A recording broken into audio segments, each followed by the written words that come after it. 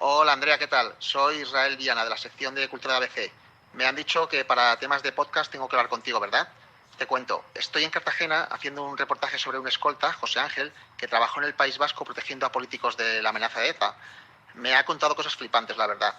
Igual podríamos hacer algo un poco más largo en podcast, ¿no? Dale una vuelta y me dices. Andrea, ¿qué tal? Perdona el bombardeo. Es que no paro de darle vueltas a la historia y yo creo que podríamos ir a ver a Javier Pagola, el periodista de ABC que cubrió durante muchos años todo el tema del terrorismo. Y de hecho pasó muchos años amenazado por ETA. Dime qué te parece.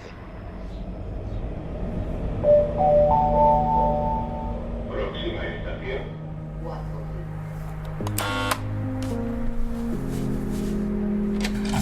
Buenos días, Javier, ¿qué tal? ¿Cómo estás? Muy bien, ¿y tú? Adelante, estás en tu casa.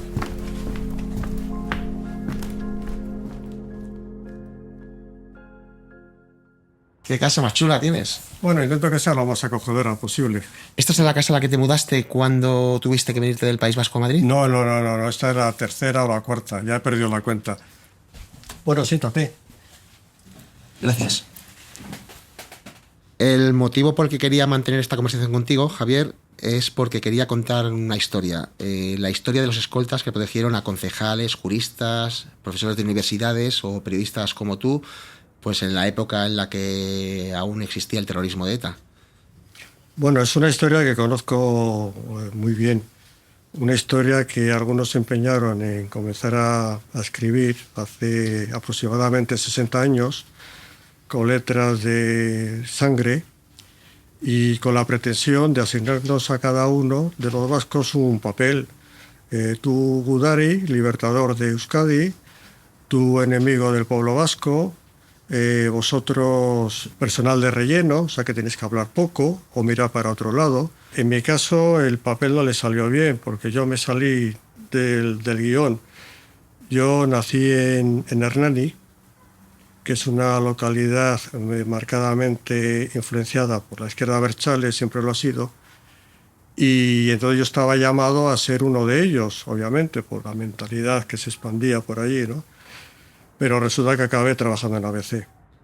La etapa de la que yo quiero hablar es la de finales de los años 90, que es la que ETA llamó la etapa de la socialización del sufrimiento. ¿Qué recuerdas de aquellos años? En los años 90, ETA vio que asesinando a guardias civiles y policías no iba a conseguir doblegar al Estado para sentarlo a la fuerza en una negociación. Entonces sacó la ponencia Oldarchen, en la que abogaba por lo que ya consideraban la socialización del sufrimiento, es decir, ampliaban el abanico de potenciales objetivos a colectivos como políticos constitucionalistas, periodistas, profesores de universidad que se habían significado por su rechazo al terrorismo y también activistas a favor de la paz. A partir ya, efectivamente, fue cuando personas que no estábamos acostumbradas a vivir con la amenaza, pues tuvimos que adaptarnos a esa situación.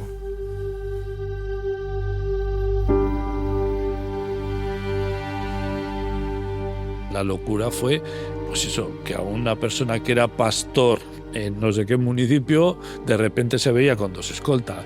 Otro que trabajaba de autobusero o en un camión de la basura, pues tenía que llevar escolta todo el día. Y a mi hijo se lo dije ayer, claro, no entendía nada. Y le digo, la más, sabes que fue concejala en su día, y llevaba escolta, y claro, él alucinaba, ¿no? Me dice, mamá, ¿escolta? Sé que es escolta. Digo, pues unos chicos, unos policías que me protegían para que no me pasara nada. La sociedad se hizo muy consciente de lo que era ETA, que era un monstruo sin alma. Pero por otro lado, claro, de repente empezabas a ver gente armada por todos los sitios, protegiendo a este, protegiendo al otro, y bueno, la sensación era de estar en un entorno con una amenaza latente de violencia en todo momento. Hay una psicología estructural en tu vida de la percepción de la amenaza, convives con ello todo el día. Aunque tú trates de evadirte mentalmente, a tu alrededor hay 2 personas que te protegen cada minuto del día, cada vez que sales a la calle. Da igual lo que hagas, si ir a comprar pan, una reunión del partido, un concierto con tus amigos, un paseo con tu pareja, un partido de fútbol, da igual, lo que hagas siempre están.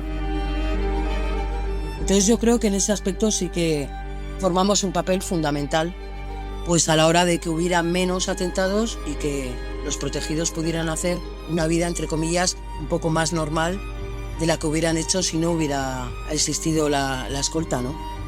Eso está claro. Vas con otra seguridad. Porque los escoltas hicimos un buen trabajo dentro de lo que pudimos, de lo que nuestras capacidades daban, era un buen trabajo. ¿Por qué? Porque aprendimos. Porque a base de palos aprendíamos. Porque hemos sido autodidactas, porque no hay una formación previa a nosotros. Nosotros hemos sido los pioneros en esto. Si mereció la pena el trabajo que realicé como escolta, a nivel lo que es personal, te voy a decir que sí, con algún pero, evidentemente. Porque siempre he quedado que es un tema psicológico, por decirlo así, ¿no? Que hay que gestionarlo. Es cuestión de gestión del estrés. Si volvería a hacerlo, por supuesto que sí.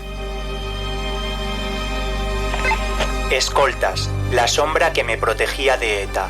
Un podcast original de ABC. Episodio 1. La socialización del sufrimiento. Javier, te voy a poner una grabación de la radio que es de enero del año 1995. Pero España entera amanece hoy conmocionada por la vuelta a la acción de la banda terrorista ETA. Auténtica consternación e indignación en los ciudadanos, en medios políticos y empresariales ha supuesto el asesinato del presidente del Partido Popular en Guipúzcoa y candidato a la alcaldía de San Sebastián, Gregorio Ordóñez. Gregorio Ordóñez, al que todo responsabilizan, achacan o dan el mérito del fuerte tirón del PP en las últimas elecciones, se encontraba comiendo en el restaurante La Cepa del casco viejo de San Sebastián. Un encapuchado penetró hasta el comedor y le disparó sin mediar palabra un tiro en la nuca que le provocó... Bueno, pues me sigue afectando.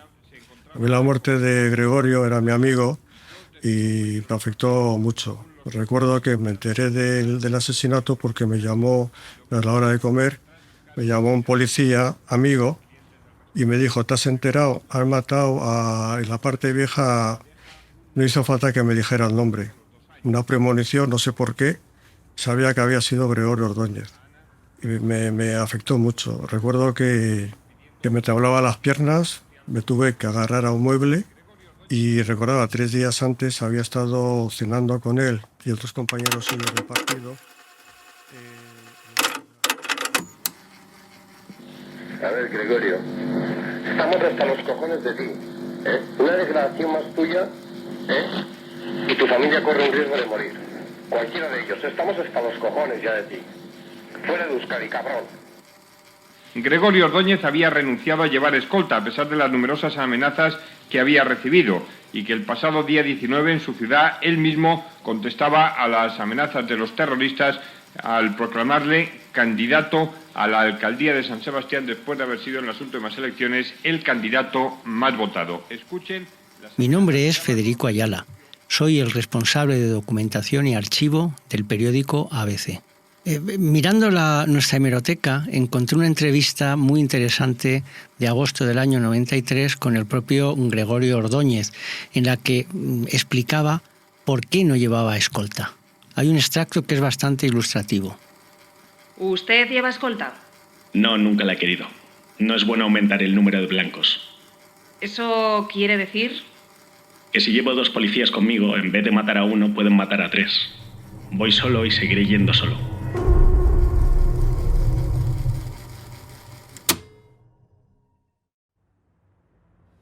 ¿Qué cargos recuerdas que estuvieran protegidos en aquellos años antes del asesinato de Gregorio Ordóñez? Bueno, yo creo que los únicos cargos eran los máximos dirigentes de los partidos en el País Vasco, quizá algún diputado y luego las autoridades, el gobernador civil y el delegado del gobierno. No me consta porque yo conocía personalmente a algunos jueces de ahí, de la audiencia provincial, y no llevaban escolta. Sé que el asesinato de Gregorio marcó un punto de inflexión. Nada va a ser igual a lo que era antes. Y aquí la única idea imaginativa y novedosa que hace falta es que los señores que están en la luna dejen de pegar tiros, dejen de matar y paguen por sus culpas. Luego fue lo de Miguel Ángel Blanco. Adelante, Pedro López, redacción en Bilbao. Adolfo, buenas tardes. Según fuentes del Partido Popular, se acaba de confirmar oficialmente que el cadáver hallado en Lasarte es el de Miguel Ángel Blanco Garrido, concejal del PP en Ermua. Repetimos, son noticias confirmadas hace escasos segundos. Yo llevé fatal, pero fatal, el secuestro de Miguel Ángel Blanco. Eso para mí fue terrible.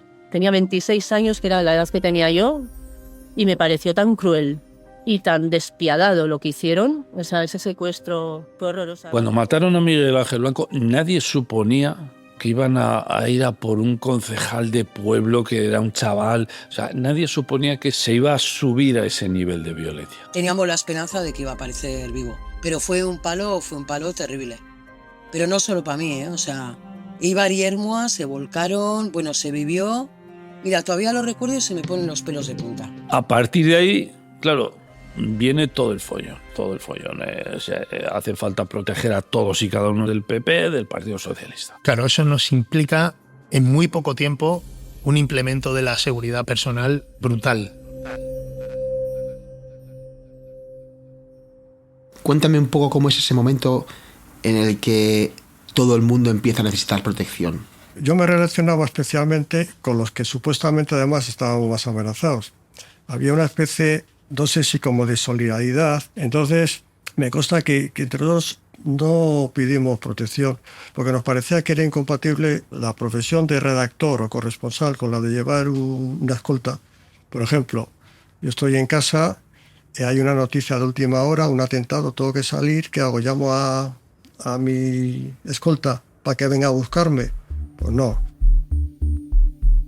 Estaba José María Aznar, de presidente del gobierno, y estaba el mayor Oreja, del ministro de Interior, que fue el ministro que cambió la legislación para que los escoltas privados pudieran hacer protección a cargos públicos, porque la propia ley de seguridad privada que existía en aquella época, era del año 92, se creó para la empresa privada para trabajar en el sector privado. Pero claro, nosotros estamos haciendo protección a personalidades públicas, entonces eso lo prohibía la propia ley. Con la unidad de las fuerzas democráticas y con la movilización de todas las energías morales contra quienes lo respaldaban. Entonces nosotros empezamos a trabajar porque el gobierno lo decidió, pero no existía una ley que respaldara eso. Sobre este asunto, si echamos un vistazo al ABC del 30 de enero del año 99, es curioso porque en apenas un breve de la página 24 se cuenta que sale una nueva ley de seguridad privada. Una nueva normativa que ya permite ejercer este tipo de seguridad tanto a empresas privadas como ciudadanos europeos dentro de España. Bueno, mi nombre es César Charro. He trabajado toda mi vida como formador de profesionales de la seguridad. De los cuerpos policiales no partió el decir nosotros ya no damos abasto a todo esto, sino que las negociaciones entre los partidos políticos, que veían que cada vez pues había más víctimas que eran militantes de base, ya dijeron vamos a hablar con el Ministerio del Interior para proteger a toda esta gente. Claro, el Ministerio del Interior, a través de la Dirección General de Policía, les dijo no tenemos gente, no podemos cubrir una demanda de 3.000 escoltas solo en Euskadi. Había que proteger a todo Dios. Yo soy Jon Iñaki Uraga Fernández, miembro de la Archancha, soy de la 14 promoción, soy de Baracaldo. Te hablo de profesores, no eran solo concejales, profesores, periodistas, fiscales, jueces, cualquiera que diría algo contra lo que ellos habían puesto encima de la mesa era objetivo, entonces había que proteger. Yo lo vi como una necesidad. Es que no llegábamos. Era imposible. Claro, se produce un auge del negocio. Un nicho de mercado que antes no existía prácticamente o era muy limitado, que era el de los escoltas privados, ahora resulta que se requieren muchos. Se multiplican los servicios. Los que estaban en simple pasan a dobles. Es decir, el que llevaba una escolta la lleva dos. O sea, es un boom brutal. ¿Por qué? Por ese impasse de que empieza a matar periodistas. Empiezan con concejales de base. Ese boom lo hace insostenible. Lo hace insostenible para el gobierno, ¿eh? O sea, para el que paga, que realmente estábamos divididos en Ministerio de Interior o Consejería de Interior de Gobierno Vasco. Y entonces contratan lo que hay, venga de donde venga, con la formación que tenga. Y escogiendo a la gente pues de mala manera, de lo que había. O sea, al final tampoco se hacía mucha selección.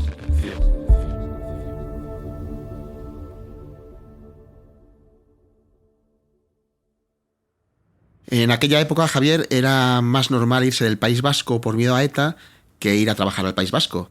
Aparte de los escoltas, ¿qué otros ejemplos había de personas que llegasen al País Vasco en aquel peor momento de ETA? Pues yo creo que muy poca gente, lo digo sinceramente. Pues llegarían funcionarios, jueces, fiscales, secretarios de ayuntamiento. Yo sí que tengo recuerdos de los jueces que iban, por ejemplo, a San Sebastián, a la audiencia provincial. Y la mayoría estaban ahí porque les había tocado ese destino, no lo deseaban y en cuanto podían se iban. Algunos venían porque necesitaban dinero. Otros venían por el espíritu un poco aventurero de decir vamos allí y tal, sin conocer la realidad. Y otros, pues bueno, eran vigilantes de seguridad aquí, conocían la realidad aquí y les pareció pues una buena, digamos, promoción profesional. ¿No? Ganaban más dinero y tal. Era un grupo muy variopinto. Esa es una pregunta que también me han hecho otras personas. ¿Y tú por qué te dedicaste a ser escolta? ¿No? ¿Cuál es el motivo para ser escolta? Era más motivacional. Nos hemos encontrado con mucha gente que era representante o era comercial y necesitaba dinero. Y no, va, yo me he hecho el curso y aquí estoy. A salvar España de los vascos, porque eso lo he oído yo. Y se pensaban que venían a Kosovo. Yo la impresión que me daba es que se pensaban que iba a la gente por la calle con metralletas, con pistolas, con no sé qué, que todo el que hablaba euskera era terrorista, y eso no es un problema de ellos. ¿Qué diré? A esos chavales alguien se lo ha metido en la cabeza. Si yo pienso los pros y los contras, no vengo a trabajar. Si vienes porque te gusta y te lanzas. Bueno, pues me llamo Orlando, yo soy canario. Estoy viviendo aquí en el País Vasco después de 25 años. Tú imagínate, yo era fijo de plantilla y trabajaba en el aeropuerto, tenía mi vida garantizada. ¿Entiendes? Estaba casado, tenía una hija, tenía un piso, o sea, tenía todo. Una de las cosas por la cual yo vine a trabajar aquí era porque yo necesitaba esa adrenalina, o sea, esa presión. Yo me aburría en Canarias trabajando de vigilante, era una cosa más absurda y más... O sea, yo en Canarias me encontraba como un inútil total porque hacía algo que no servía absolutamente para nada, ni nadie te lo apreciaba, ni te lo agradecía, y encima estabas mal mirado. Claro, de repente voy a un sitio donde hago algo que me gusta, que encima es importante y que la gente agradece que tú lo hagas. Pues yo me llamo Rosa, tengo 53 años, soy nacida aquí en el País Vasco y bueno, estuve entre escolta y conductora 3 años y medio. A ver, yo por ejemplo cuando me presenté para Ertzaintza, que era hace 30 y pico años, la altura en mujeres estaba bastante más alta que ahora. Entonces yo mido 1,66 más o menos, pues yo para entrar de escolta pues no tuve problema con la altura, cosa que para Ertzaintza pues sí me echaron por la altura. Mi nombre es Isabel, nacida en Deusto, en Bilbao, en el año 1970, con lo cual ahora tengo 54 años. Bueno, pues no tenía trabajo, empecé trabajando en bar y demás, y antes de empezar a trabajar en bar yo intenté opositar para la Ertzaintza, ¿no? La Academia Belandia y eso, y bueno, pues no lo conseguí. Vamos a hablar ahora un poco de tu juventud. ¿Cuál es el primer recuerdo de la violencia en el País Vasco que tienes? Es decir, ¿en qué momento descubres que en tu tierra pasa algo distinto de lo que pasa en otros sitios del mundo? Recuerdo una vez que estaba en San Sebastián, un día de Reyes, creo que era el 6 de enero de 1979, si no recuerdo mal. Entonces estábamos un grupo de amigos y nos llegó la noticia de que esa madrugada, noche de Reyes, habían asesinado a un joven guardia civil llamado Antonio y a su novia Hortensia. Los dos eran de Cádiz. Y bueno, en un stop, en un semáforo, les ametrallaron a él. Ella tuvo más orificios de disparos que él. O sea, fueron con saña, no fue una muerte colateral, sino buscada. A mí me impresionó mucho eso. Y al final, quienes habían matado a esa gente con esa saña, esa crueldad añadida, era gente de mi pueblo.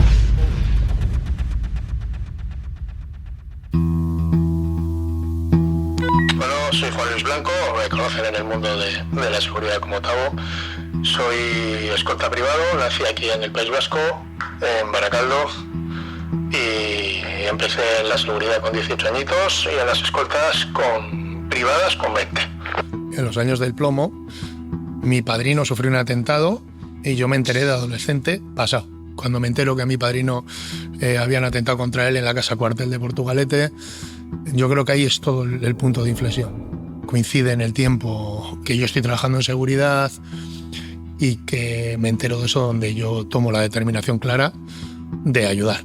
Yo estudié en un colegio de monjas que estaba muy cercano a un cuartel de la Guardia Civil y sí recuerdo, siendo muy niña, pues que hubo un atentado al cuartel.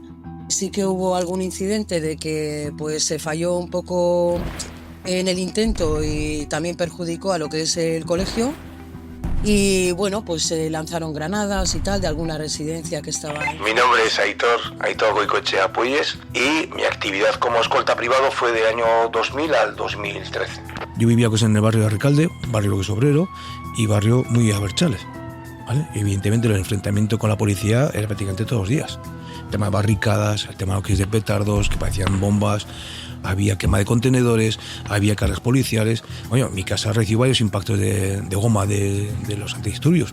Sí, estaba claro que había una izquierda Abertzale, que había un grupo terrorista que te marcaba y que te hacía que esa distancia sería más grande, ¿no? Porque la gran mayoría de los vascos no compartíamos esa forma de hacer política, por decirlo de alguna manera, ¿no? Y estábamos totalmente en contra. Pero es que al final la sociedad vasca era así.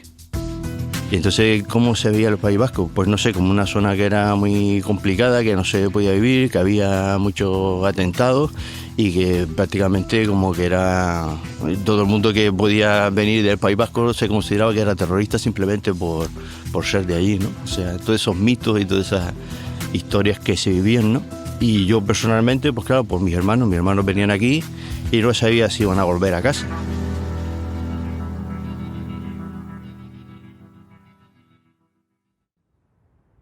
¿Quién te enseña a ser uno de los periodistas que cubre los atentados y el terrorismo de ETA? ¿Cómo se aprende eso?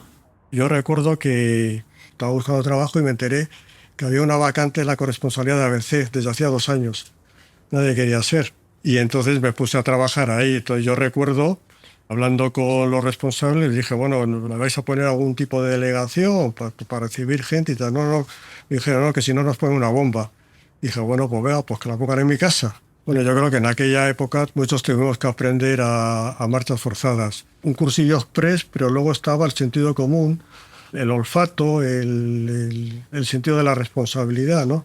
El curso de escoltas eran 60 horas. A esas 60 horas nosotros le añadimos una semana más en las cuales cada día no tenía límite de horas. Empezábamos por la mañana a las 9 y terminábamos. Si un día dábamos defensa personal, pues igual ese día eran 4 o 5 horas. Si dábamos conducción, pues a lo mejor estábamos mañana tarde.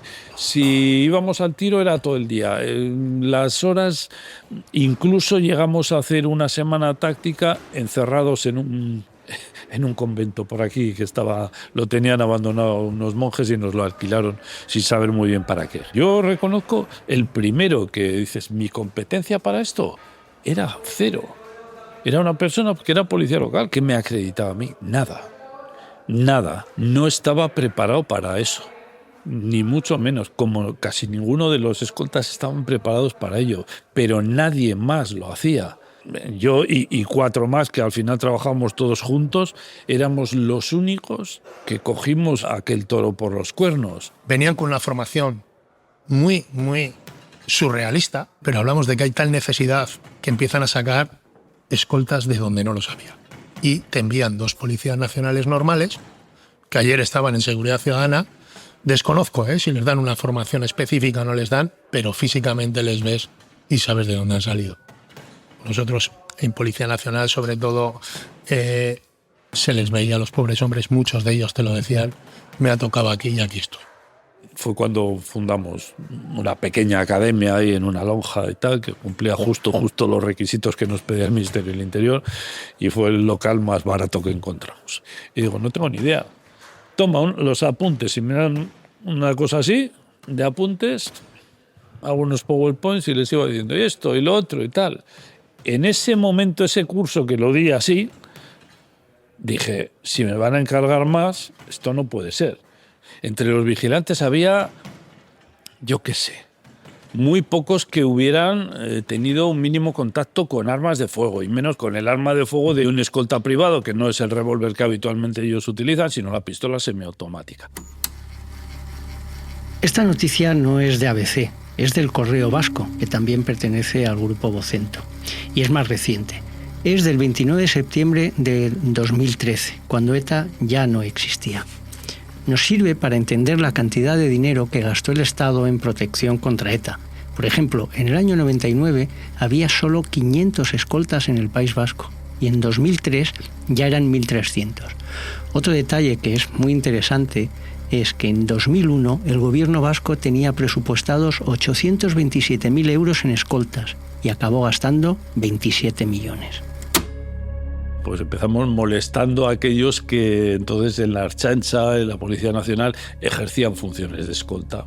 A pedir a escoltas de la unidad de escoltas de Berrozi, se llaman aquí, que nos pudieran decir 4 cosillas, y luego recabamos mucha información también de lo que yo llamaba la gramática parda de los guardias civiles y policías nacionales que llevaban aquí mucho tiempo amenazados. Es decir, como sabían que se colocaba una bomba lapa, pues ellos ya habían visto que era por un medio de péndulo y habían aprendido a poner el coche con 2 ruedas en un bordillo para que el péndulo no pudiera funcionar. En fin, ese tipo de cosas las fuimos integrando. El mayor problema que ha tenido el escolta privado es, en primer lugar, ha venido a pelo, es decir, con una pistola y 25 balas real, con formaciones que no habían visto la pistola. Esto es así de duro, ¿eh? No habían visto la pistola en el curso de formación y de repente llegan aquí y la van a portar por la calle. Y van a estar en un parque lleno de niños. Eso es un problema serio, porque tú lo mismo ya escoltabas a una ama de casa que escoltabas a un barrendero que al presidente de la comunidad autónoma. Entonces había tal perfil de protegidos que en la teoría con la que venían no servía de nada. Yo estoy convencido y tengo claro que no era suficiente, pero era lo que había. Y modestamente hablando era lo mejor que había, porque nadie más lo ofrecía. Ni aquí ni fuera de aquí. En España no se ofrecía.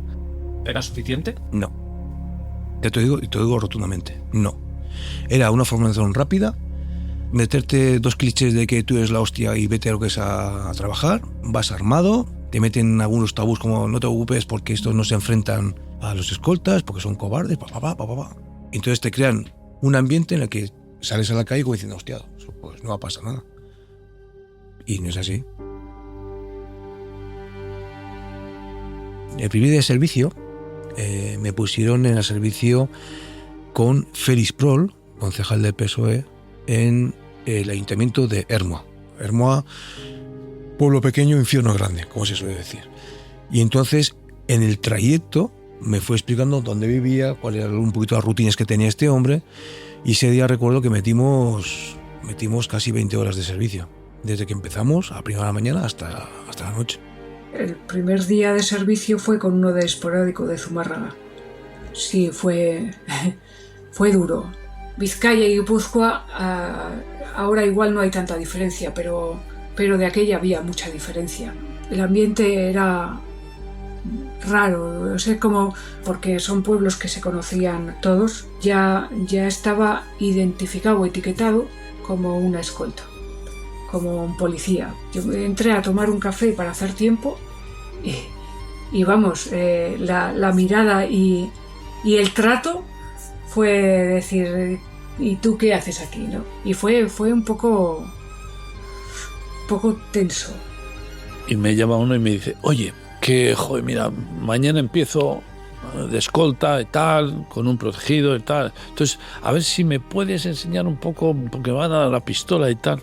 Bueno, tuve que buscar en internet esta, y ponerle esa. Total, que con el gráfico le tuve que decir, mira, si das aquí es el seguro, si das a esto sale el cargador. O sea, y así fue el tío para allá al día siguiente. No tenía ni idea, el tío, no sabía ni lo que era una pistola.